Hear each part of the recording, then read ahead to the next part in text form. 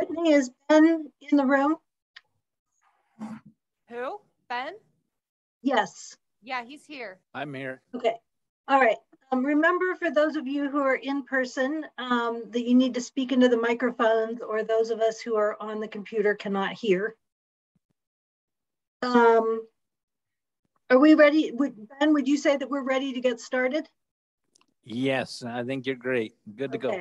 Okay, we're up to 28, including whoever's present in the boardroom. It looks like, so that means we have 27 online, and how many people do we have in person? 28 online, there's 6 of us in person. Okay, great. Okay, that sounds like a good, healthy number of people participating. So let's go ahead and get started. I'll call to order the meeting of the Salt Lake West Valley Area Technical Advisory Committee for the TransCom of the Wasatch Front Regional Council for Wednesday, May 25th. 2 o'clock, it's actually 2:05 as we're kicking things off here. And this is a hybrid meeting. It's our second hybrid meeting, so we'll see how it goes this time around. And we have a little bit of item at the end on future meetings. Our first order of business is the minutes from the prior meeting, the March 30th meeting minutes. And we had some discussion in advance of this, and I noted that it didn't seem like it was possible to click on the hyperlinks included in the minutes and go to the Google Docs that were referenced. As a result, I think the feeling on the part of the staff is that we'll have approval of these minutes at a future meeting after they're able to fix the hyperlinks. Unless it turns out that that no one else had that problem, in which case we could approve the minutes. But I wanted to put on the committee's action item here to say, does anyone else have any other suggested changes to the minutes other than to fix the hyperlinks?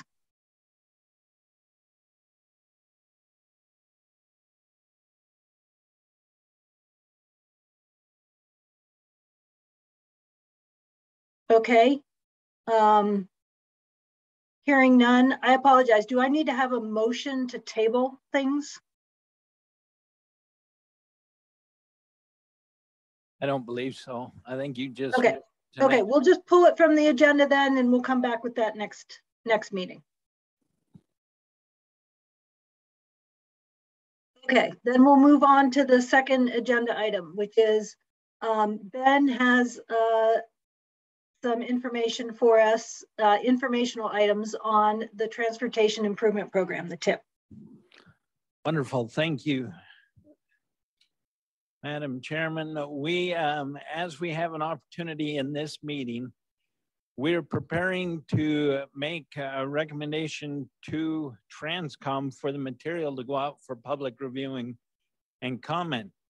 However, in the situation which we're under, the Regional Council, which meets tomorrow, has not had an opportunity to yet approve what was recommended by TransCom.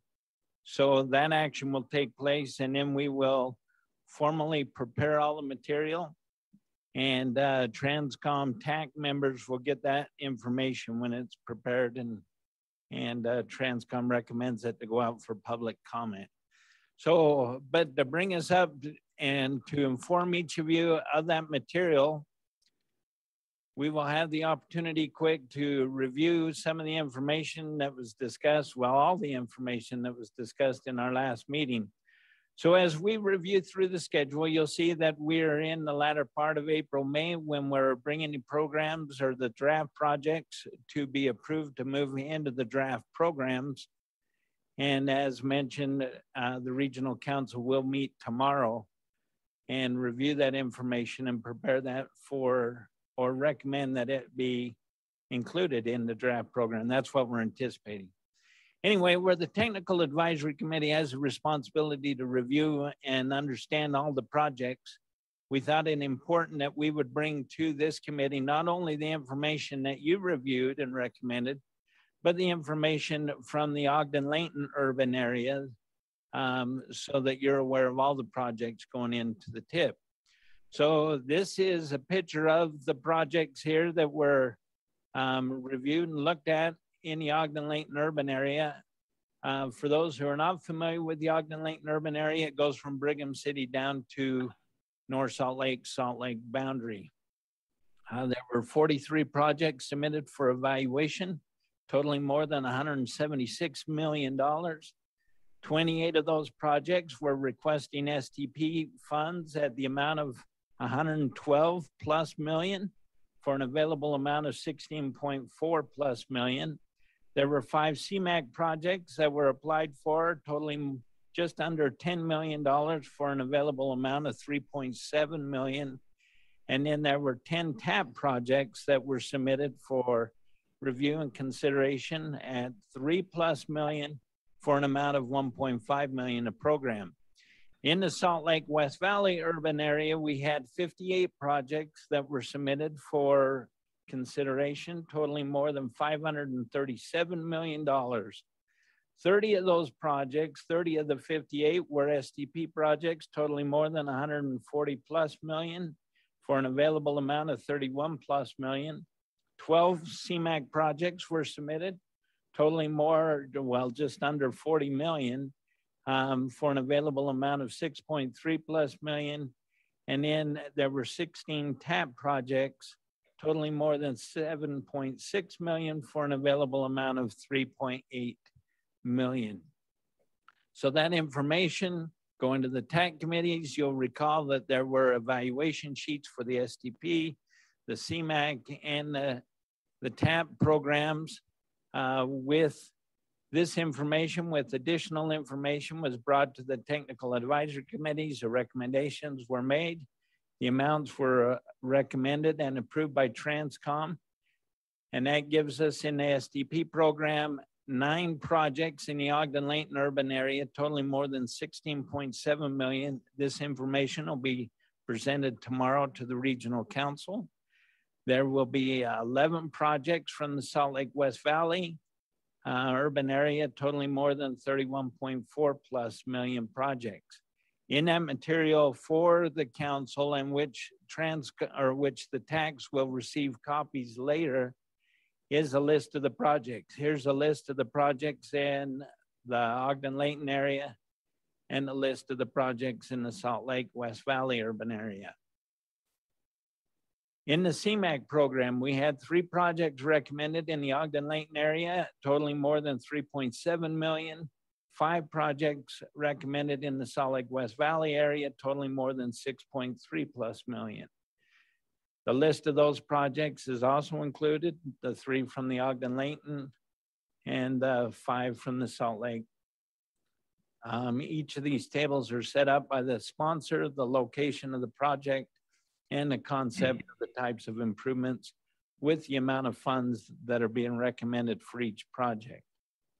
In the TAP program, we had 7 projects recommended in the Ogden-Layton area, totaling more than 1.4 million.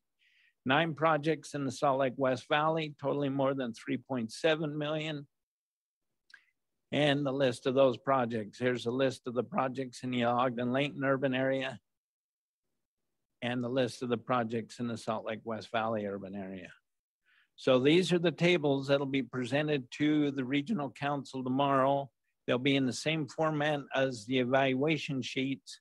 And then this information will be provided in the public review and comment material as we go out for that. Any questions on any of those materials? Great. Then if I can move on then to tell you or review with you where we are. So evaluating through the schedule in June, we'll receive recommendations from TransCom to go out for public review and comment during the month of July. To facilitate this discussion here, we'll quickly show it on the calendar here. So TransCom will meet on the 16th. We will request for recommendation to go out for public comment, review and comment on the 25th of June, which will conclude on July 30th. During that time, we will have 2 public open houses, one on July 6th and one on July 13th, one in each of the urbanized areas. Then this body will reconvene on the 27th of July. We will review with you the information we've received through the public comment period, even though it's a little before the conclusion of the public comment period. Then on the 18th of August, we will take your recommendations and any additional information to TransCom on the 18th. TransCom then will make recommendations to the regional council with the anticipation that they will approve the 2023-2028 TIP to go to federal highways and federal transit for their inclusion in the full statewide transportation improvement program. That approval is anticipated on October 3rd. And then for those of you who have been through this multiple times, and maybe for those who are brand new, the next round starts in August. In the same meeting that we'll be getting approval of the 2023, we'll begin the process for the 24-29 TIP process. Any questions on the process or where we are or where we are going? Madam Chair, I think that, oh, go ahead. Ben, do we have a date for the letters of intent to be due? Not yet. We'll look at that. It'll probably be similar to last year, somewhere around the end of October. Okay, so the announcement will be in September and the due date is at the end of October.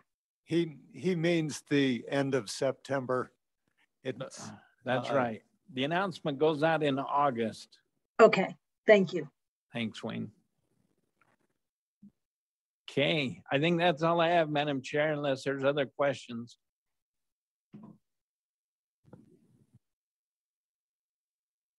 Okay, thank you, Ben. Any other questions? Last call for questions.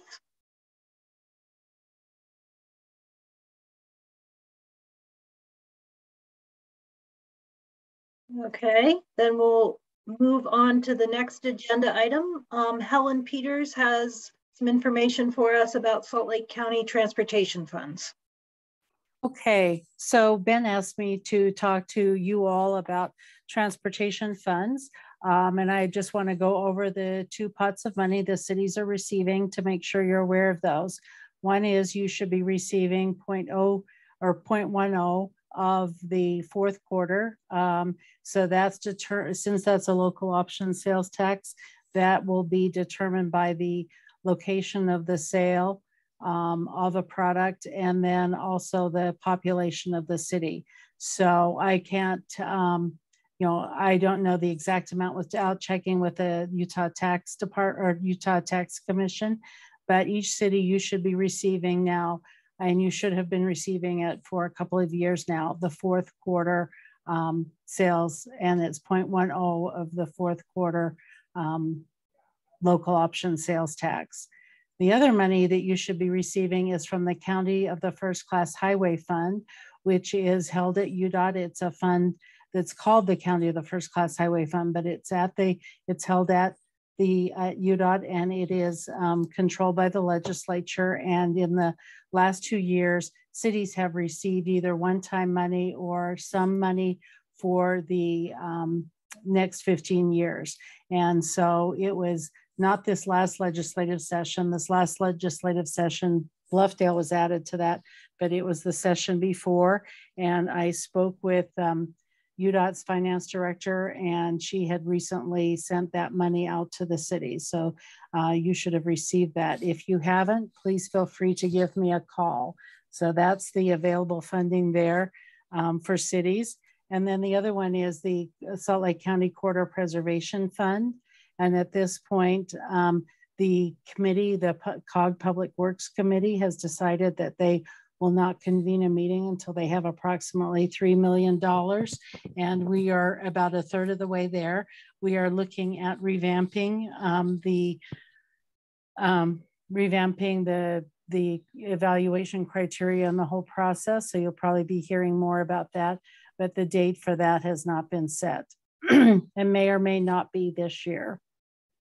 And then I think that's about it. The county receives 0.05 of that fourth quarter local option sales tax. And because we feel the cities are receiving funding from the legislature as well as fourth quarter, we use that for our own county priorities at this time. So that's all I have to report out. I'm happy to answer any questions.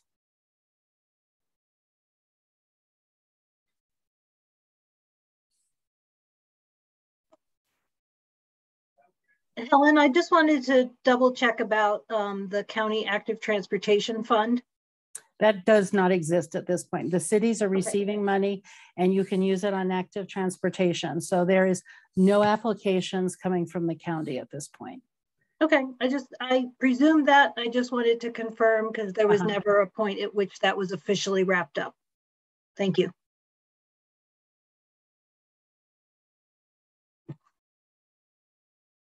Okay, if you don't feel like you haven't received the money from either UDOT or from the tax commission, please reach out to me. I can help you problem solve that. And then I'll keep you posted on the corridor preservation fund. Thank you, Ellen. Sure. Okay. Thank you, Helen, for that. We'll move on to agenda item 4, which is a brief announcement to say that unfortunately, Keith from Midvale was unable to join us this time. So this is the presentation that apparently we have not quite gotten to several times in the agenda. And hopefully at some point we'll get a chance to hear from Keith. So we'll move on to agenda item 5, a presentation from Murray City. Trey Stokes.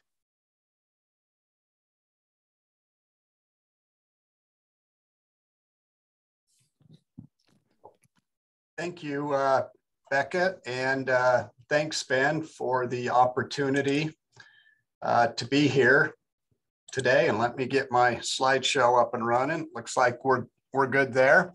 Again, thanks for the opportunity to be here to talk a little bit about a couple of projects that Murray City is currently working on. Right now in Murray City, we have 3 projects on the Transportation Improvement Program, and we have 2 that are on the proposed 2023-2028 Transportation Improvement Program. First project is Vine Street Phase 2, runs from 1300 East to Van Winkle.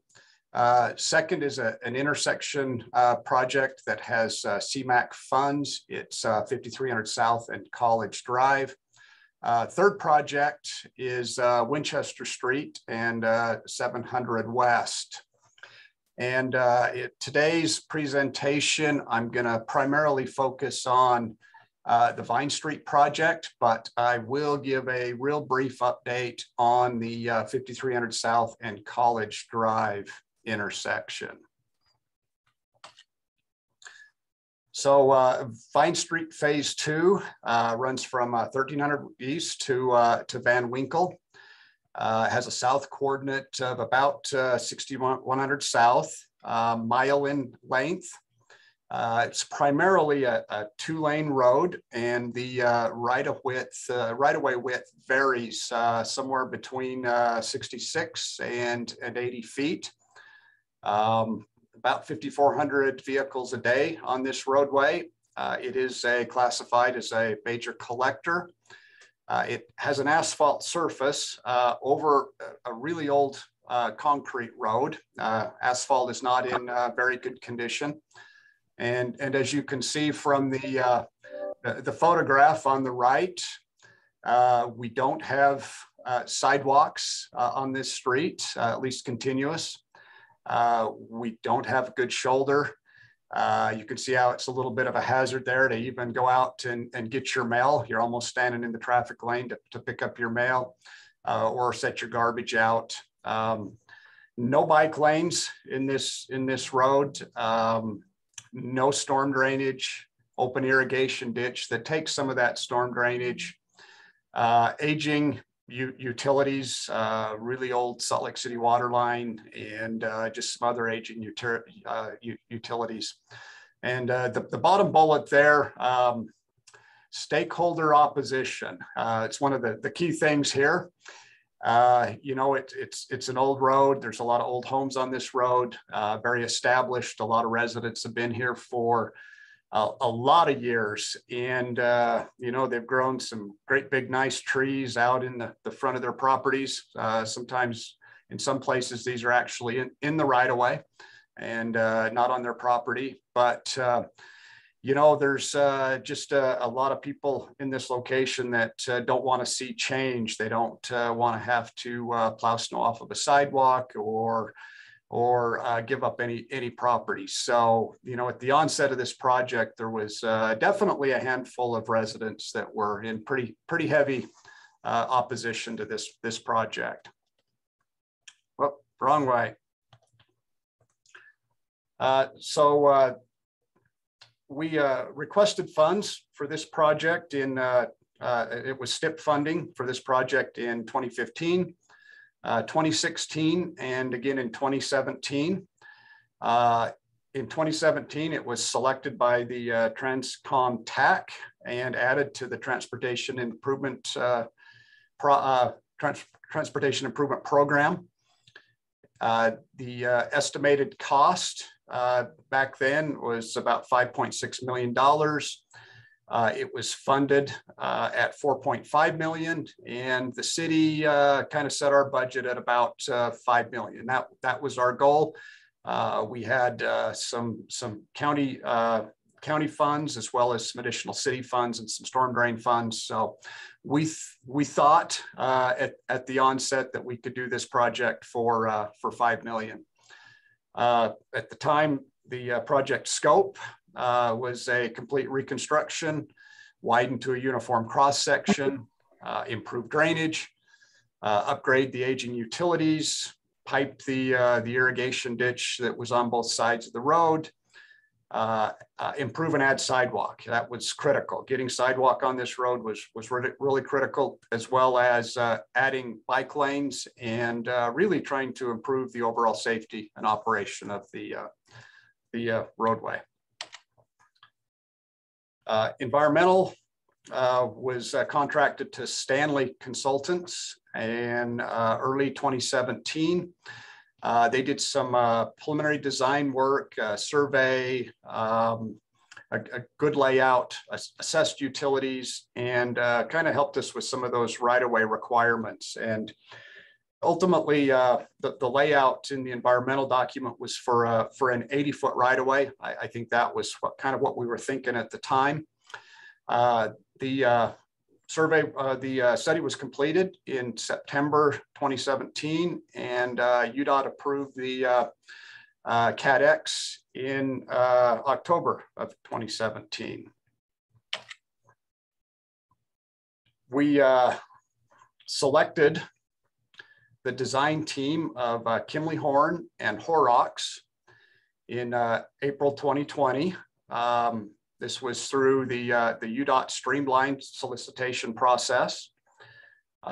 We included in their contract survey, design, right-of-way acquisitions, appraisals, appraisal reviews, and public involvement. We kind of took all of those professional services, all of those disciplines, and combined them into kind of one contract. We kind of wanted a turnkey. On past projects, we had divided a lot of these disciplines or these services up, and it kind of left voids in the process that Murray's staff had to fill in. It kind of tasked us with extra work and managing things and dealing with things. So kind of keeping all of these disciplines under one umbrella with one project manager really streamlined things. And it really allowed at times, you know, our designer to be involved with the right-of-way acquisition and public involvement at the same time. It just required that, it allowed that overlap, which was really good on this project, really a benefit on a large project, and I would do it again on a large project. Ultimately, design work kicked off in May 2020, about the time when the COVID shutdowns were kicking in. We were all learning how to do meetings like we are today via Zoom or Google Meets, and kind of really trying to be as productive as we could with a lot of shutdowns and our hands tied with public meetings, things like that. So a little bit slow kicking things off, but we made good progress. Design work kicked off in May, and they met their goals to have design done in a year. So PS&E and comments resolution for the project was done in May 2021. So they met their goals. Really what we were looking for in design, and I touched on these just a few slides ago, but improve traffic flow safety by adding center turn lane, add and improve pedestrian facilities throughout the project, include bike lanes, reconstruct the aging asphalt roadway, improve drainage, utilities, minimize impacts to adjacent residents, and then really try to do a design that met our budget constraints. And the bottom bullet there, public outreach. This was really important because we had that opposition up front. We had the stakeholders that were gonna fight us on everything. So, that initial public outreach and going out and meeting with residents, one-on-one to identify their concerns was really, exactly what we needed to do to have a successful project. And we were ultimately able to hold enough meetings and get enough feedback and really understand the issues that we were able to sort of reduce our cross-section from, the proposed 80-foot cross-section down to a 68-foot cross-section. And this, this met the city's goals of having the 3-lane configuration, a consistent road section. We got the bike lanes that we thought were essential, a small shoulder, and then a nice wide sidewalk for pedestrians. So ultimately, working with the residents, getting their input, really trying to minimize impacts to adjacent properties, kind of dialed us into this cross section. We got a lot of positive feedback from stakeholders, people that lived around the project, not just on the project, but on neighborhoods in the area. This was kind of what they wanted to see.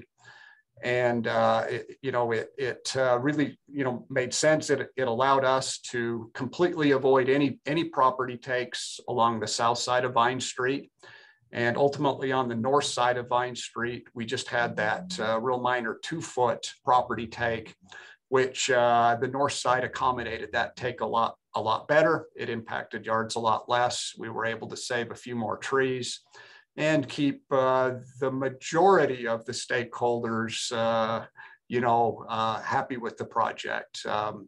We never got everybody, but we got the majority. So again, really that public involvement out in front of everything, and carrying that public involvement, through the design process and into the right-of-way process was really key in getting people on board and keeping the project moving.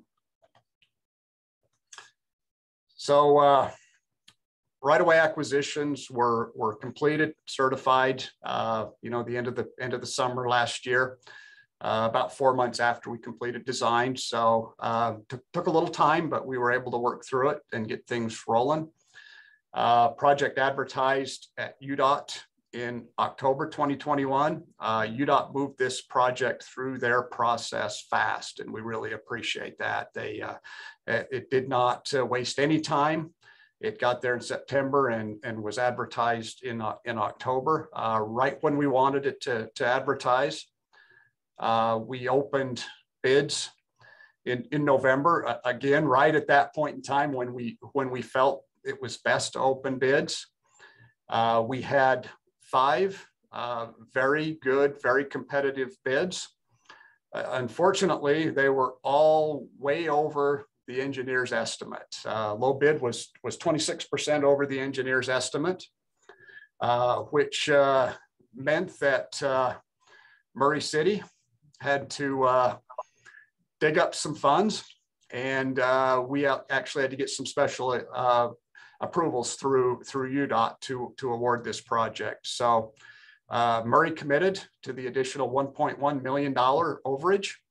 UDOT moved the project forward through their approvals. I think it had to go to their Transportation Commission to get approval. They took care of that really fast. I think Brad Palmer helped us with that one and got us a thumbs up.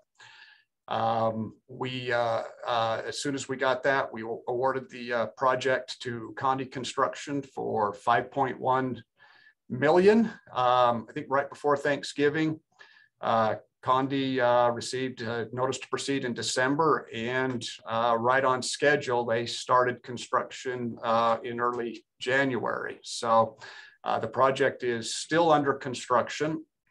Anticipated completion of probably end of June, early July 2022, slightly ahead of schedule. And you know, kind of interesting, this photo that's on the right was taken in late January, kind of a beautiful, nice, warm January day. When I drove through the site, I think I counted 9 excavators and 4 or 5 front end loaders and somewhere upwards of 19 construction vehicles at work. Up to 6 or 7 different crews doing different tasks, you know, late January, early February, you know, and being productive. It was, you know, pretty amazing day out there. And I'd never seen on a project in Murray, I'd never seen this kind of a commitment to being productive in the winter and getting the job done. So, you know, kudos to Condi. They hit the project with a lot of equipment, a lot of manpower, a lot of crews. We were able to get our utility crews there, our Comcast, CenturyLink, Dominion. They were all available in January, where in a lot of cases in April or May or June, you can't get them there. In this case, everybody was willing to be there. And it kind of made for a hectic site, but it was exciting to see this much work going on. So challenges that we've had on the project, you know, right up there, top bullet, the challenges were stakeholder opposition and working through that. And, you know, the key there was the public involvement and really trying to minimize impacts to adjacent properties, and narrowing up the road section was really one of the key things to get people on board. Right away, 29 acquisitions. Doesn't seem like a lot, but you know, it is. That was rough. Took 6 months. It took a lot of meetings. It took not just meetings with our right-of-way agents, but meetings with our team. We had designers, surveyors, right-of-way agents, public involvement, city staff. We all took our turns meeting and trying to address issues and address things and work things out so we could close on the right-of-way and get the project moving. Utilities, some positive things happened on utilities that I have to talk about. As soon as we had right-of-way taken care of, as soon as we had easements, we were able to get Rocky Mountain Power there in advance of construction to relocate power lines. Took about a month, but they were done several months in advance of construction, which was key. You know, looking at what was going on out there, there's no way we could have had power relocations going on during construction with what we had going on out there. So hats off to Rocky Mountain Power for working with us and getting out there fast. That worked out great. Salt Lake City had a water line replacement in this road. It's a really old water line, and they opted to replace that water line. Unfortunately, they had some contract issues, and their contractor was a little slow getting started. They kicked off really pretty late fall, and they overlapped our construction by about 4 months. So, you know, they had a good contractor. They were Public Utilities was great to work with. Unfortunately, it was just another construction crew out there to try to work around, and you know, for several months during our construction project. But ultimately, they finished it up in April, and which was really good timing for us, because that's when we kind of started focusing on a lot of the reconstruction work.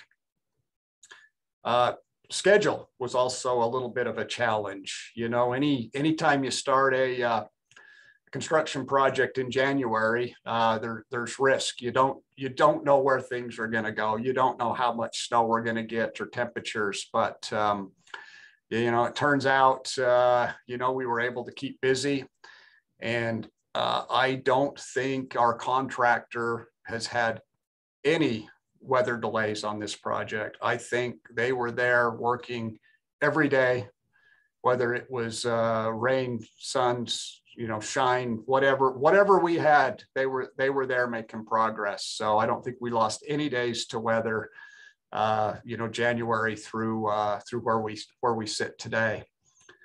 There was a jack and bore underneath the Salt Lake Canal that was a bit of a challenge, and it had some schedule constraints. That jack and bore had to be done before we had irrigation water in the canal, which was by contract May. That had to be done. So that was one of the first big tasks that we had to take on. And irrigation piping, that had to be in place for the irrigation season. And there was darn near a mile of irrigation pipe that had to be installed before April. Construction costs, another challenge. You know, when you start out 26% over, you know, that's just a tough thing. We really had to scrape to get that money together to move the project forward.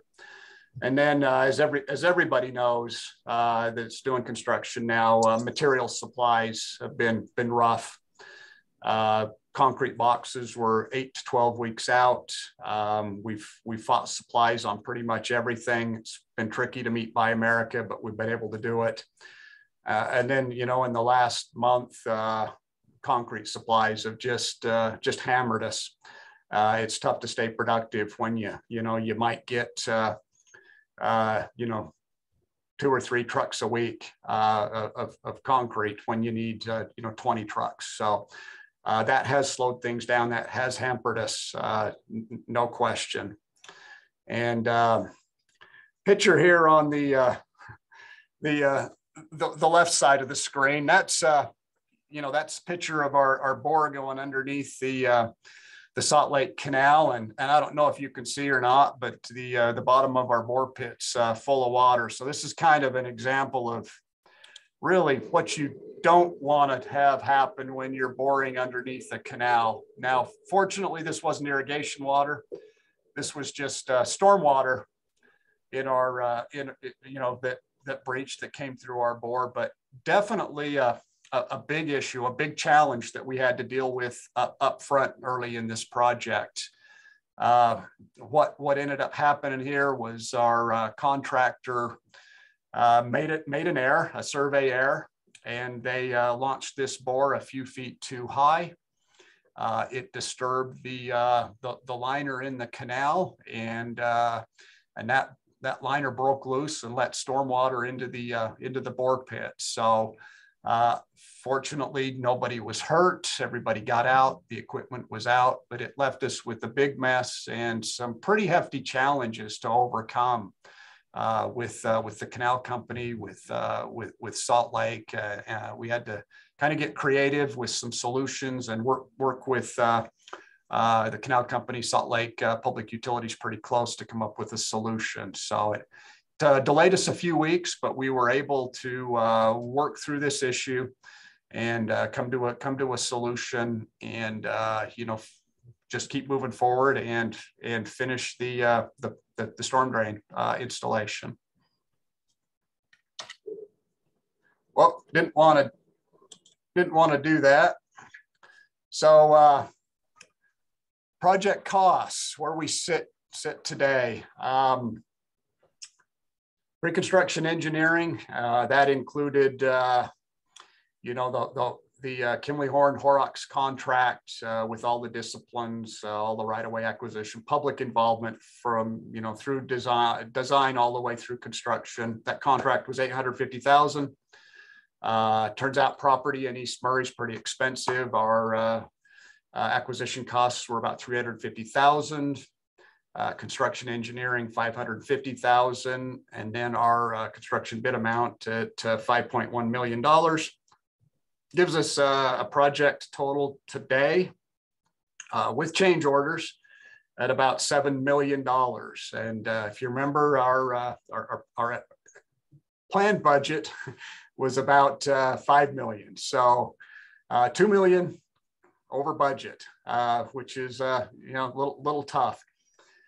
The STIP funds, again, $450,000. Last fall, we approached the TAC and Wasatch Front, and we were able to add $650,000 to the project, to the STIP funding, which was done in anticipation of some increased construction costs. We had some Salt Lake County Transportation Choice funds that we added to the project, and ultimately city funds at $1.6 million. So as it stands today, with the project not complete but close, we're at about a 30% match. So pretty hefty match from the city on this one. Any questions from the group so far on Vine Street before I jump really quick to the next project? Trey, I'd like to say in terms of time that I think maybe we should finish with this project and save 53rd South for a future. We can do that. I could finish up 53rd in a minute. I'm not going into detail. Okay. I'm not going into detail on it. Just a really quick update, and I figured since Midvale's not here, I'll take their time. Okay. Well, we're at that time. Well, great. So give me 1 minute, and then I'll be done. So I did have a question. Okay. On your prior project, I was wondering, when you skinnied up your cross section, where did you find the space? How did you do it? We narrowed up our shoulders, so we don't have on-street parking.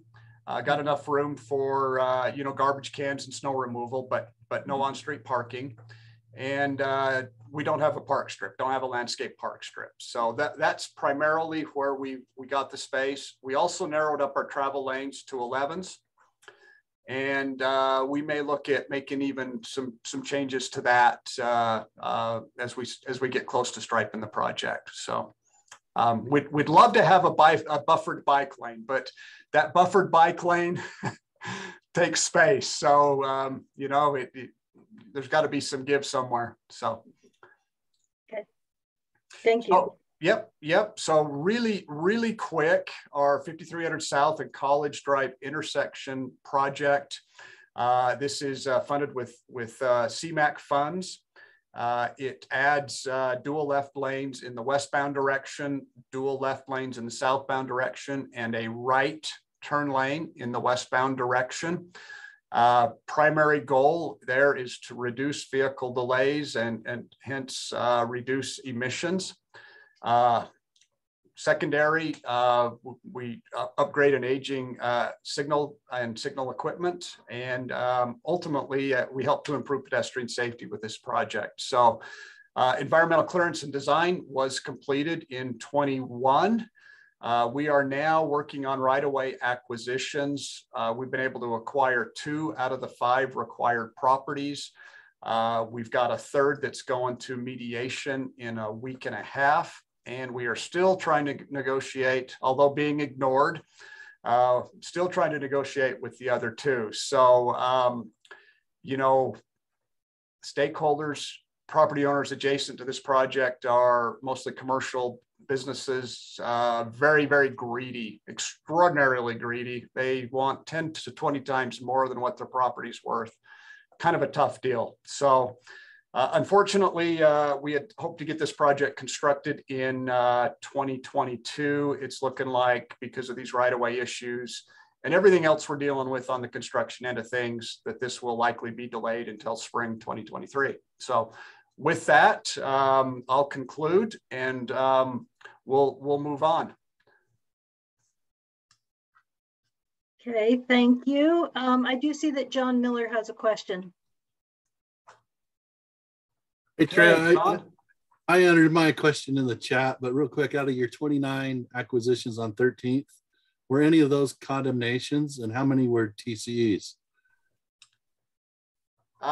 We had TCEs on almost every one of those properties, and no condemnations, no eminent domain, no mediation, arbitration. We worked with them and got all of them. Yeah, some of them were TCEs. How many was it down from? You said you pretty much avoided the other side.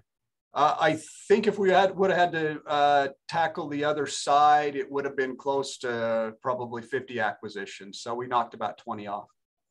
Gotcha. Last question. You said the PI was paramount to the success. What rough percentage would you guess you paid in PI out of your preliminary engineering costs? That's a good question. I might have to get back with you on that one. Probably 10%. I've found that a lot of the times ours has gone up significantly from prior years, but your analysis that PI was the success of the project, we found that as well in Mill Creek, but I'm paying upwards of 5% to 8% of the total PE costs for that. So I think by the time we're done with construction, we're probably 10%. And again, we had a great PI team, very, very dedicated, very committed, out there freezing cold, you know, in the evenings, out there on weekends. They've fostered some great relationships and just been key. They have, and we've kept that same person on all the way through, from design into right-of-way into construction. It's been key. It's really helped us with the project. So I wouldn't change it. I love that concept. I'm curious if you have the number to send it to me at a later date. Thank you. Yep. Thanks, John. Okay. Thanks for that presentation and the good questions. And with that, I think we'll move on to our next agenda item. We have Brad Palmer from UDOT, I think, has some information for us on the Region 2 workshop report. We have Brad. Oh, Brad in person. Okay. Thank you for this time. In interest of time, I'm going to skip over a lot of these slides, so we'll go through this pretty quick. But I just wanted to give a quick update on what you're going to see out on the street this year in the summer construction months, and then what's coming up in 2023. So we actually have a pretty big program in Salt Lake County the next 2 years. Just adding these ones, just UDOT projects up, we've got about 50 of them in the next 2 years in Salt Lake County. And I haven't added up project value or anything like that, but just sheer numbers is pretty significant. And I attribute that to a number of things. We've got some really good departments at Region 2 that have done a fantastic job about bringing a lot of UDOT money into the region. And a lot of that money is competitive throughout the state, such as our HSIP funds, our structure funds, things like that. Our staff at Region 2 has just done a tremendous job bringing these projects here. So I'm going to go through these really quick. If you have a question and you want to ask it here, feel free to stop me, but I'm going to move pretty fast. So 2022, we've got 15 pavement projects that you're going to see out there. This is probably the most we've had in a number of years that's going to hit Salt Lake County at once. This reduces significantly going into 23. We go from 15 down to 6, but we're going to hit quite a few roadways this summer. And I'm not going to go through these ones. I just wanted to show the list here. Some of our bigger projects that we've got going this summer, this one's actually going to most likely start in the fall due to trying to finish the right-of-way acquisition these last couple months. But this is a $9.5 million project, partially funded through WFRC, also through the region. It's going to be adding a lane on Redwood Road from 6200 south up to I-215. And then we'll be expanding those on-ramps onto 215 for both directions to get dual lanes. We've done these overhead sign projects for the last couple of years. We've got this one this summer that'll be I-15 northbound, pretty much from 215 up to about 6 south-ish area. And then in 23, we'll have our final one going on I-15 southbound, close to the same limits, and you'll see a slide for that in a minute. We're going to also upgrade our variable speed limit signs in Parley's Canyon. This is a $1.2 million project. These ones are starting to wear out. We also want to try to automate the system, which we haven't done it before. We've had some experimental software running in the background as our traffic engineers have changed the speeds there, but we're trying to get this fully automated, and part of that effort is to do this project. We've got a pretty good intersection project at SR 266, 45th South in Atwood. This one has been awarded, should start, in fact, I think construction has been underway to move the utilities. So this one's actually going right now. I-15 northbound on-ramp. This one we get a lot of calls on. So we finally were able to scrounge up some money to try to get rid of this yield condition if you're going eastbound to northbound on 53rd South. We're going to add an acceleration lane there so that we can get rid of that yield condition and hopefully get traffic flowing a little better there. We did the southbound on-ramp with our I-15 southbound project a couple of years ago, so this will complete that interchange. Highland Drive pin and hanger replacement. This is more of a maintenance project, just upgrading some structure work that needs to happen here. The reason I brought this one up is I just wanted those cities in the area to make sure you're aware this will have pretty significant traffic impacts when this project gets going, and that's going to happen in the next couple of weeks. And then we roll into our 2023 year. So like I mentioned, we got 6 pavement projects for 2023 that'll be in Salt Lake County. And then the projects that we just presented to the Transportation Commission in April, we have 11 projects from our transportation solution money. These are the ones I'm going to go through really quick. So we've got a bunch of barrier on Bangor Highway in between the interchanges that we've just recently completed. This barrier needs to be upgraded, so we're going to get rid of that old dilapidated barrier, just start replacing it. This first $2 million will just get us as far as we can. We're going to be looking at the sections from 70 south to 126 south to begin with, but we're anticipating these types of projects to continue in the next few years. And then Mountain View, we're always looking for ways to make Mountain View safer, easier to drive. So this particular project, we didn't get very specific on the scope. We wanted to do some further safety analysis here. We're going to fund it for 1.6 million and then see if we can hit some hotspot intersection areas to do some improvements. Those improvements will include things like better signage, better striping, if we need to put some acceleration lanes in, things like that. And then everybody's heard on the news recently, we've had a lot of wrong way driver incidents. through Salt Lake County, well, actually through the state, but quite a few in Salt Lake County also. So our Central Traffic and Safety group is taking a hard look at this. It's not unique to UDOT. It's been happening throughout the country. Arizona's had a very sophisticated system that they've installed. We're not quite ready to go that route yet. It's hard to manage. It's hard to fund. So what the region is going to do, we're going to throw $800,000 at this specific project, take a look at every off-ramp that we have in the county, or rather in the region, but specifically in Salt Lake County, and take a hard look at all of our standard drawings to make sure that everything's up to current standards. One thing in particular that we're hearing preliminarily is when you have a impaired driver going the wrong way up a ramp, their eyes are not focused on the signs straight ahead. So where we've got flashing or reflective wrong way signs, they're not seeing those because their eyes are pointed down towards the pavement. So what we're gonna take a hard look at is getting some of these wrong way arrows down on the pavement itself and see if we can help capture some of these people going the wrong way as they're looking at the ground. But we'll be looking at this comprehensively for the next few years. This is just one thing we can get going right now to try to eliminate some of those conflicts. And then here's our next overhead sign project that I mentioned in the I-15 southbound direction. If you just maybe one thing to point out here, if you look at that picture on the left compared to the one on the right, the one on the left is the old signs. It's actually got lights on it. It's still very dim. The one on the right, we've removed the lights. It's just easier to see. It's got a lot better reflectivity and really makes a big improvement out there on the roads. This is more of a maintenance project. This is the ramp that goes from I-80 westbound to I-215 southbound on the east side of the I-215 loop.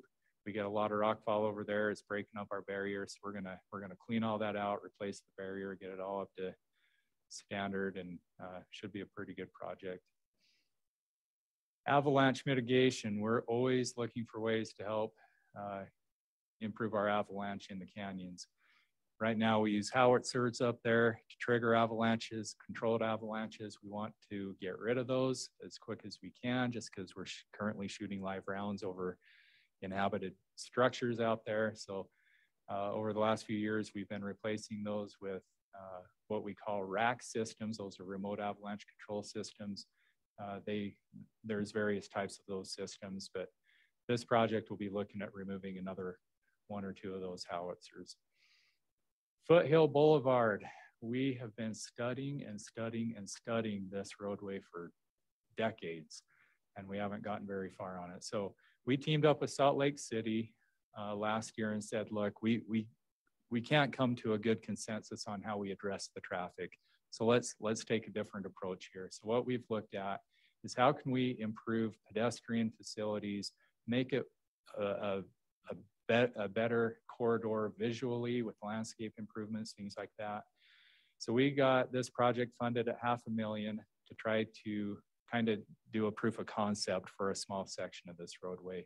So we've been working really closely with Salt Lake City. We're going to be doing some like trees in the park strips. We're going to do some active transportation there at Kensington Ave, where the city's got their bikeway going through, potentially adding a new hawk system in, just various things like that on Foothill. So this is kind of a step one of a long series of projects to come on Foothill. And then just more maintenance type repairs. We've got concrete on I-15 that's starting to buckle and fall apart, particularly where we hit our joints on our bridges. So we're going to fix some of those. 114th South, we've had a few sections of 114th South that's been, the concrete's been sinking and breaking apart. So we're going to go in and do some site-specific improvements on those. Culvert rehabilitation under I-80. This will be a phase 2 of a project we've done in years past, just trying to clean up all of our cross culverts, making sure those are in good repair and we don't have any collapses on I-80 because those are failing us. These next ones, I'm just going to jump through really quick. They're safety projects, putting new camera systems out on our interstates, Here's a structure project along the I-80 corridor from the airport over to I-15. This will be a series of projects to come. We've been studying this and trying to figure out a good program to address quite a few structures in that section. So this first $7 million will hit the first top priority of structures. The study's being finalized right now, and then we'll actually identify which bridges will be addressed first. That'll be an ongoing series of projects also. Spaghetti Bowl bridges, they're ready to be painted, so we'll see that happen. There will be a bridge replaced at 5600 South over the Jordan and Salt Lake Canal. I-15 bridge deck preservation, this will just be going in and doing some preservation work on a series of bridges on I-15. And then now we're getting into our safety projects. We got a number of corridors. We've been taking a look at corridors in whole to do safety upgrades. And most of what these upgrades are going to be are lighting, changing our signal heads from dog houses to those flashing yellow arrows, things like that. We're just doing safety audits corridor wide on a number of these roadways. And so SR201 is one of them. We'll be looking at them on SR68, our SR71, 171. And that kind of wraps up what we've got for mid-level and maintenance type projects. Rosie, if you could switch to that next slide. Before we go to the next presentation, there is a comment in the chat box from Shane Ellis. Shane, would you like to unmute yourself and speak on your comment? Yeah. I thought maybe you would be a good person to ask because you deal with a lot of these projects or see a lot of them, but we have a report from a paving contractor that just said that the cost of PG 64 minus 34 asphalt grade has gone up disproportionately higher than like the PG 58 minus 28. I'm just wondering if that's something you've seen or if everything's just going up proportionally.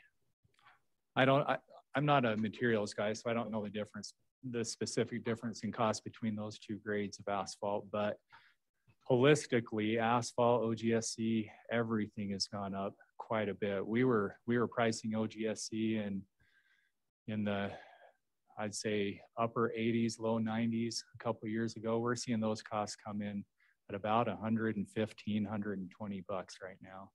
I mean, everything is going up significantly, but between those specific grades of asphalt, we'd have to get with our materials engineers to ask about those two.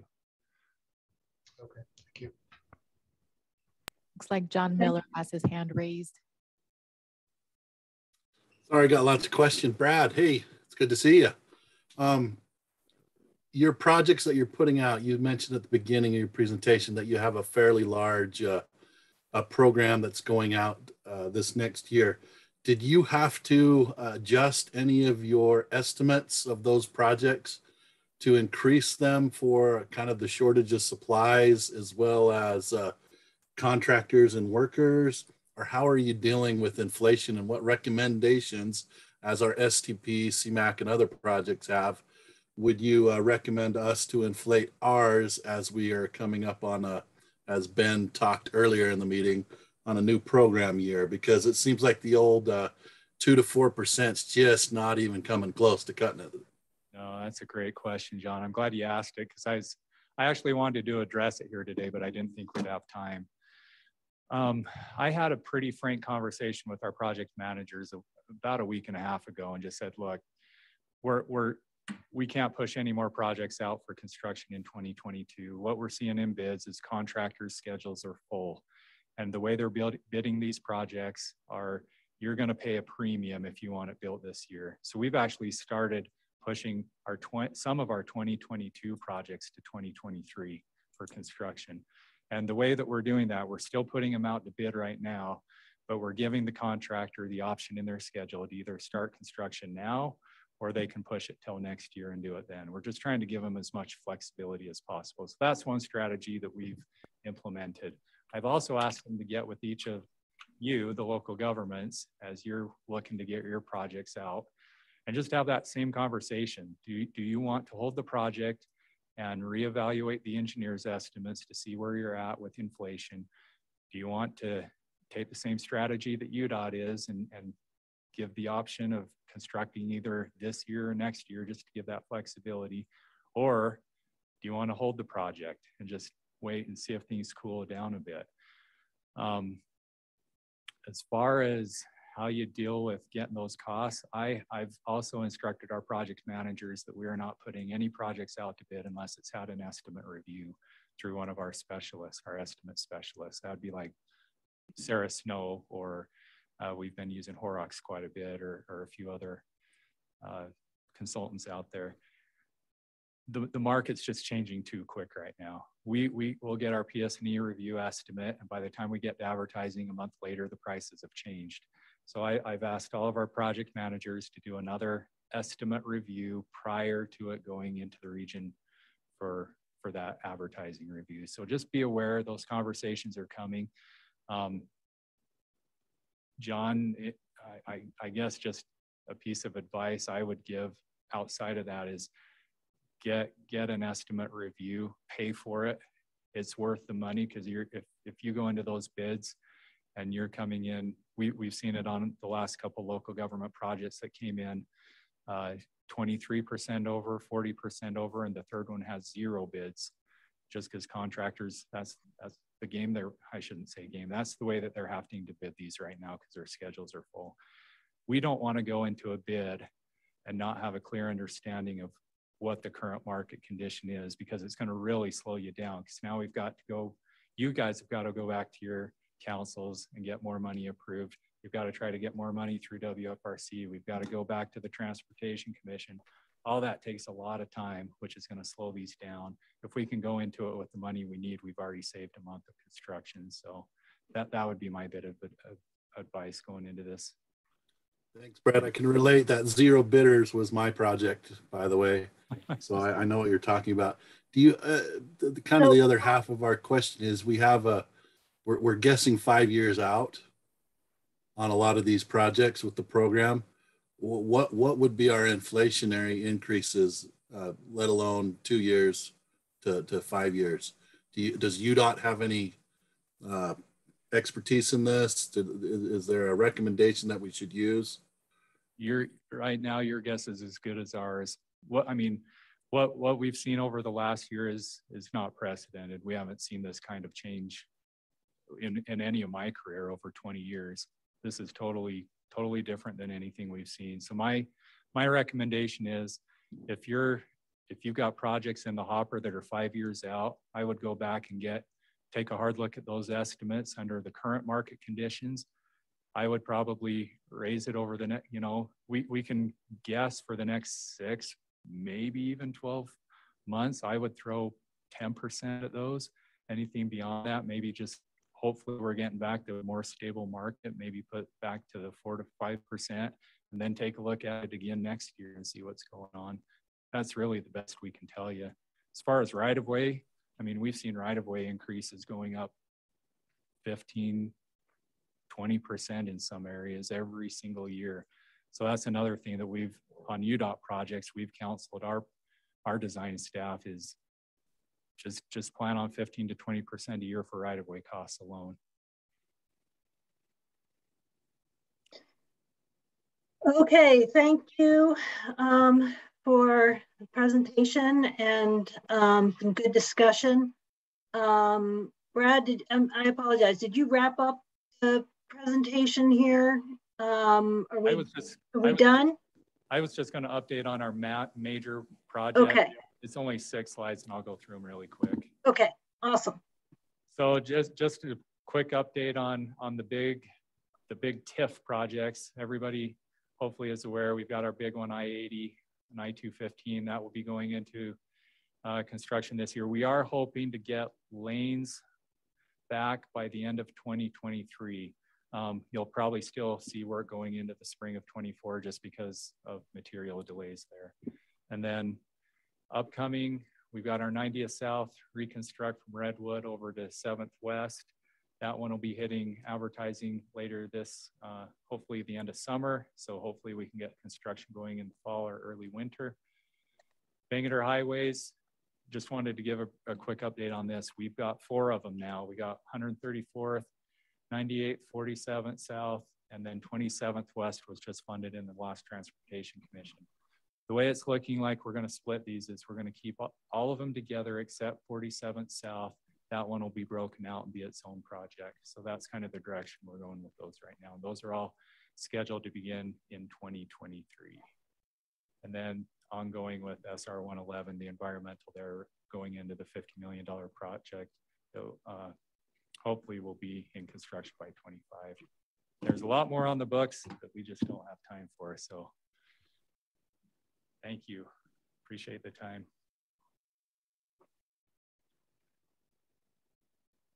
Okay, thank you, Brad. And with that, we will move on to the next agenda item, KIP billings, WFRC, information on Safe Streets and Roads for All. It's a new grant program under the Bipartisan Infrastructure Law. Yes, Becca, are you seeing the slides and you're hearing me all right? Yes. Okay. And you look comfortably in a forest. Yes, little breezy in here among the trees, but we're comfortable. Yes, Safe Streets for All is a new funding program under the, is it Investment in Jobs Act? IIJA, whatever that stands for.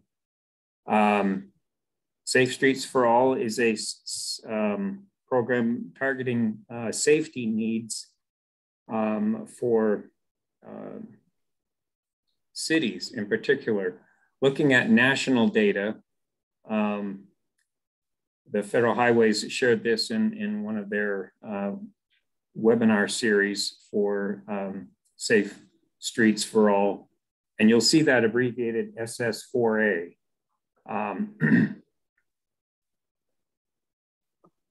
Looking at the national data, the dark blue are the freeways, and those in terms of total fatalities and fatality rate are the safest roads we have out there. It's the arterials, and I emphasize the ones in the urban area, which is mostly what we're dealing with this committee. The urban arterials is where the higher proportion of the fatal and serious injury accidents are occurring. And so that's kind of what these funds are trying to target, how we can address this safety issue. This falls under the Federal Highways Safe Systems approach. So that's SSA, not to be confused with Ss4a. But the Safe Systems approach is a new paradigm. We want to get away from the idea, well, you know, traveling on the roads, there's some risk involved and accidents happen, is not the right way of thinking. They want to change that and recognize that death and serious injury is not an acceptable a risk we need to take. Recognize that human beings make mistakes, but those mistakes shouldn't lead to fatalities and serious injuries. That there's a shared responsibility from the road users, the enforcement to community, the planning and design of the roads.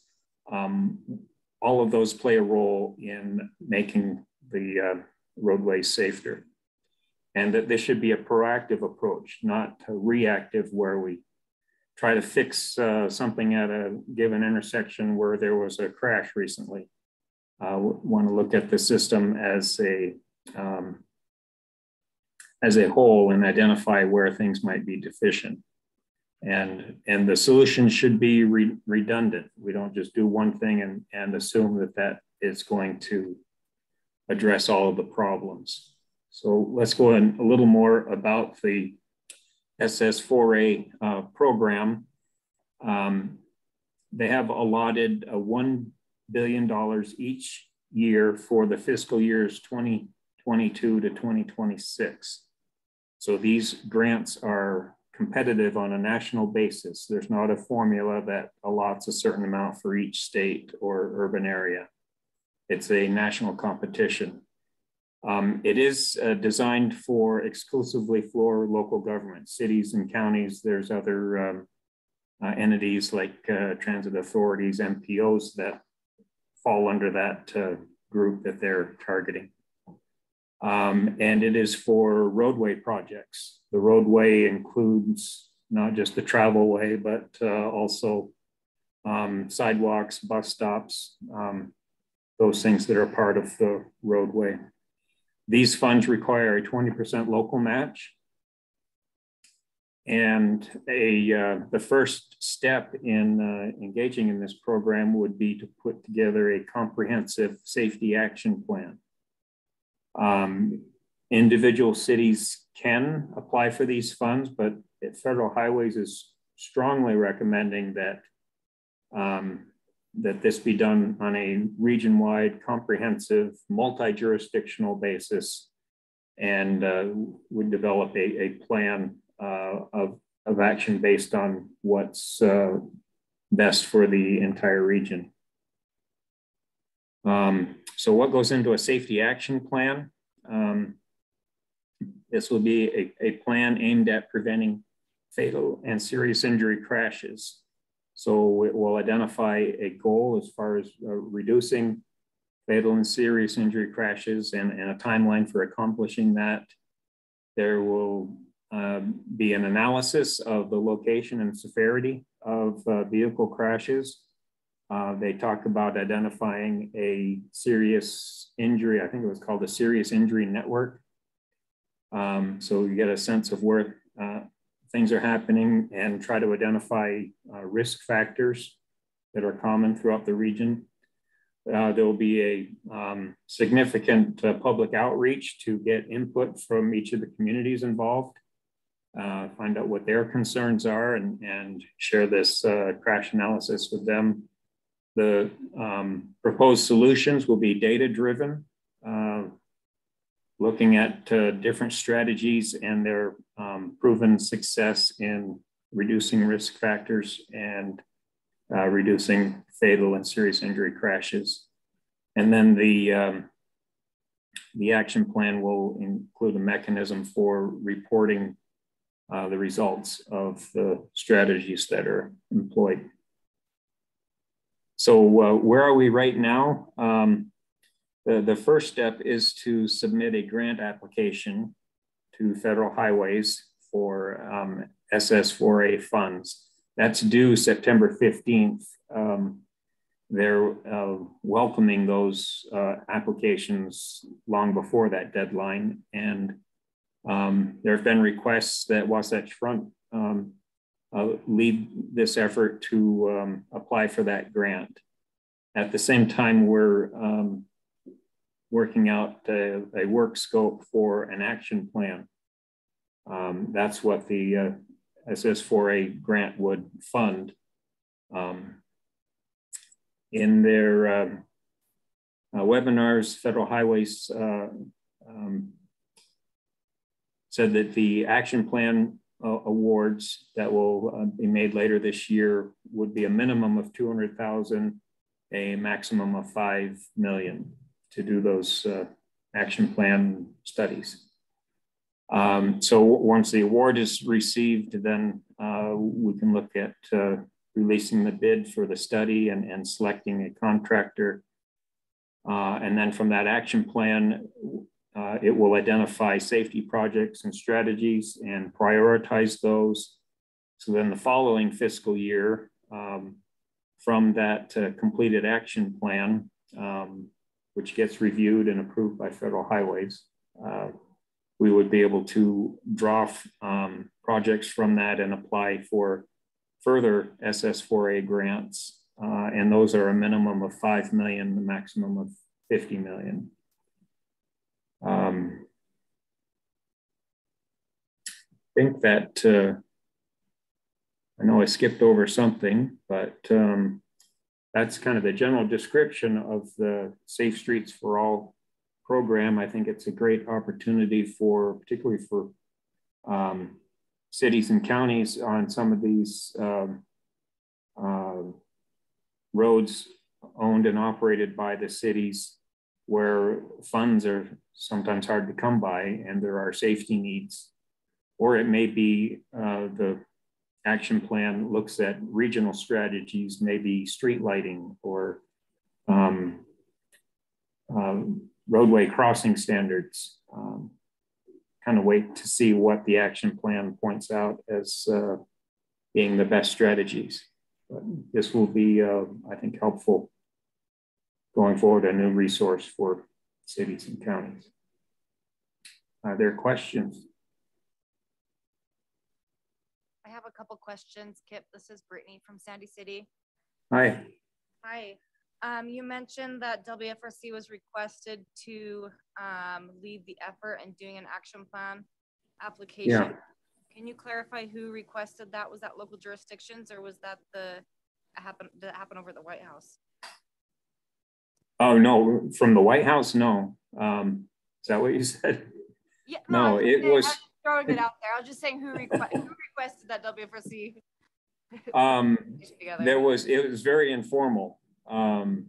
There was Helen Peters with Salt Lake City, John Larson. They put together a phone call. There was, and there was comments from that group. So yeah, I just want to make clear, this doesn't have to be Wasatch Front that does this, leads this study. But they, Federal Highways is strongly encouraging that this be done on a multi-jurisdictional basis. So if there's another entity that wants to do this, that our intent is to include Weber, Davis, Salt Lake counties, Morgan and Tooele counties, and Southern Box Elder, and all the cities included in that will have input to the process. But it doesn't have to be Wasatch Front that leads the study. Okay. And then my other question is, what qualifies as a safety action plan? Is that something that's very specific, like a transportation master plan? Or can local jurisdictions use their active transportation plan and use the components of that? So maybe the active transportation plan identified accident hotspots. Can they use that as a safety action plan? This slide here is a reduced version of a reduced description of what goes into an action plan. There's, I can get you the website, the Safe Streets for All website for Federal Highways. And there was, I'm still going through a 40-page document of how to do the grant and what goes into the action plan. So it's fairly involved. And again, all the recommendations are, they are strongly favoring a multi-jurisdictional effort. Now, that's not to say that individual cities can't go in and apply for funds through Ss4a, but however they're doing it, they're favoring multi-jurisdictional approach to safety. And maybe I can jump in and provide a little more context. Developing this particular grant program basically was Robin Hutchinson's baby for the first year that she was. So Robin Hutchinson, who many of you know, is Salt Lake City's former transportation director. Now at USDOT, she's like deputy assistant secretary of something or other. And I don't even actually know what her title is right now. But she was charged by Secretary Pete with developing this program, in particular, drawing on her expertise both from Salt Lake City and also her experience as the Director of Public Works in Minneapolis. And she advised Salt Lake City staff, in particular John Larson, when he was in DC for the National League of Cities conference, which was back in March, I think, that doing a regional approach would be strongly recommended. And so Salt Lake City was one of the groups that was interested in seeing if WFRC was interested in taking a lead role. We've done a fair amount of safety work. We have an active transportation plan. We have a transportation master plan. We have a transit master plan, but none of the plans that we have, at least, kind of check all the boxes, and particularly being really multimodal. I think this is, some of this is about motor vehicle crashes, and many of our recent plans have kind of much more emphasized the bicycle and pedestrian side, which is definitely an emphasis of this program at the federal level, but is not the only aspect of this program at the federal level. It's really to take a look at all types of crashes and how do they happen and why. Yeah, the pedestrian and bicycle fatalities and serious injuries, while when those modes are involved in a crash with a vehicle, the percentage that are fatal or serious is, I forget the numbers, 6-10 times greater. But overall, they're about 15% of the fatal and serious injury crashes. So this program isn't strictly for pedestrians and cyclists. That's one element of it, certainly.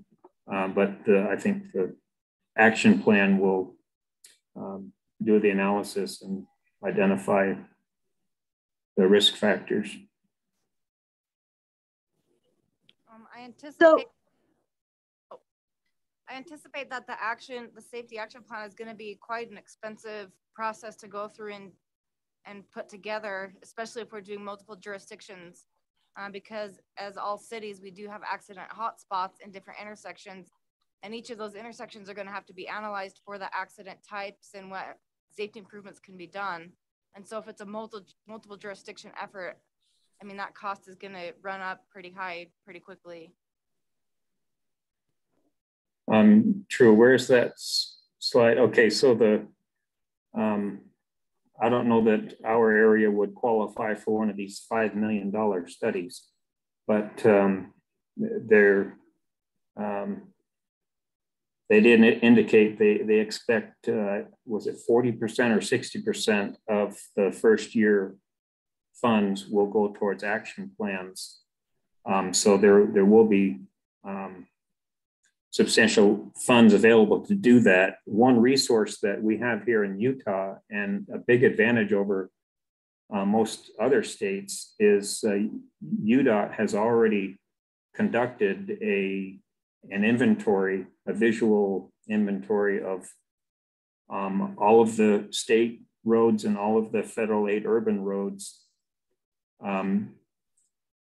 using the US RAP database.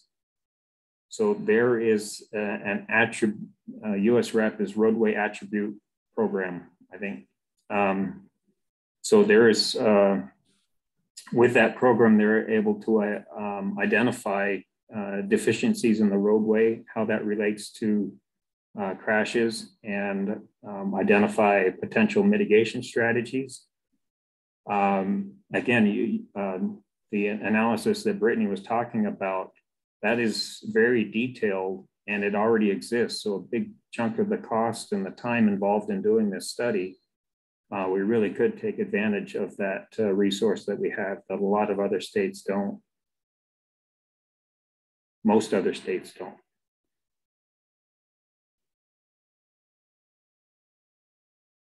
So Kip, a question that I have is, if a municipality were interested in submitting their own application as opposed to participating in, or is there a way that municipalities would participate in the WFRC application? Like, what's the connection? How, if we wanted to do our own because Salt Lake City, we were thinking that we might do our own before having those conversations with Robin and realizing that maybe it would be better to do this regionally. How do you envision this working in terms of the municipal and regional agency connections? A good question, and this is all as new to us as it is to everyone else. My understanding from all indications from federal highways is chances are better doing this as a multi-jurisdictional effort. I don't know that if there's a difference in the first year when virtually no one has action plans ready to go that meet the criteria that were on there. So I don't know if it's different for the second year and beyond. The first year is different than the subsequent years.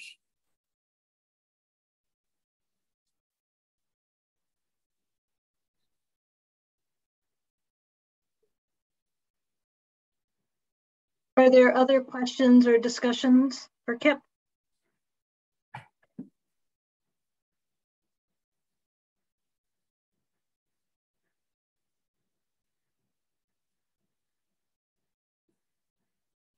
Okay, hearing none. I'll just say, Kip, that I know Salt Lake City is thrilled that WFRC is interested in being involved in this effort and leading, getting a more regional safety action plan together. We think it'd be really valuable to have something, particularly to some extent, whenever anything that is educational comes up as just whether it's safety reminders, media campaigns, those types of things. Obviously, we're in a regional media market. And so, doing some of those types of activities or programs at a local municipal level, we just don't have the resources that we can bring to bear at that regional level. And obviously, almost all of the people traveling in Salt Lake County are regularly traveling in multiple municipalities, not just in one. So addressing traffic safety at a regional level, we think will be very valuable. So thank you to WFRC and to you for stepping up and taking a look at how you can make this into a successful regional program.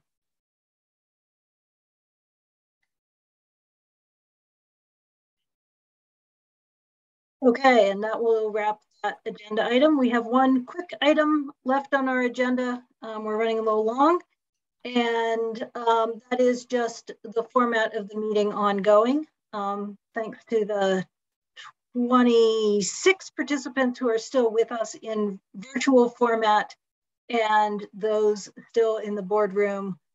The proposal from WFRC is that we continue this meeting in a hybrid format. It was very interesting to see how many people were here in the internet realm and how many people were there in the boardroom. And so we're going to continue on a hybrid basis with the base meeting at WFRC for the foreseeable future. And at some point after we've had a few more of these hybrid meetings, I think we'll have an opportunity to have some discussion and see if that's working. WFRC has indicated that they will continue to pick up the refreshments. So Riverton is off the hook for the July meeting in terms of bringing refreshments. But we will hope to hear a presentation from Riverton when we meet in July. So, and I believe that concludes our agenda for the May meeting. And do I have a motion to adjourn? So moved. This is Mayor Lang. Thank you. And do we have a second? A second. Chris Northam, Salt Lake City. Okay, thank you. And with that, all in favor? Aye. Aye. Bye, everyone. Thank you, everyone.